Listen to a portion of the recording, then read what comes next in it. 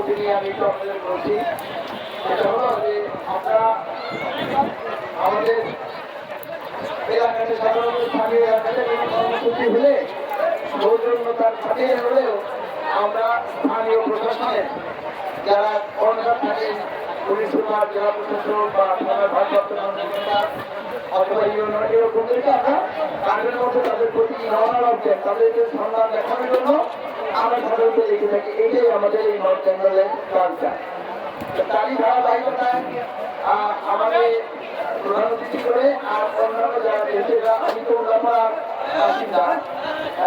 তারপরে কিন্তু একটু বনাল এলাকা, সেজন্য আমাকে প্রধান অতিথি করে এই অনুষ্ঠানটা আপনারা আমাকে সম্মানিত করেছিলেন। আর ওই ট্রেডিশন অনুযায়ী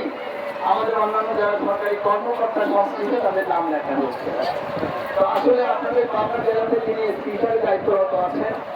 অত্যন্ত প্রফিকুল এবং প্রফিকুলের বিদ্রোহবান্ধব একজন কর্মকর্তা, এবং আমরা ওনারা বিশ্বাস করেন অন্তত উনি বা ওনার প্রজন্মের যারা বর্তমান কর্মকর্তা যারা গত 15 বছর খুব নিপীড়ন নির্যাতনের মধ্যে ছিলেন, শুধুমাত্র একটি দলের সদস্য না হওয়ার কারণে, একটা ছাত্র সংগঠনের সদস্য না হওয়ার কারণে, যাই হোক এই ওনারা আসলে খুব জনবান্ধব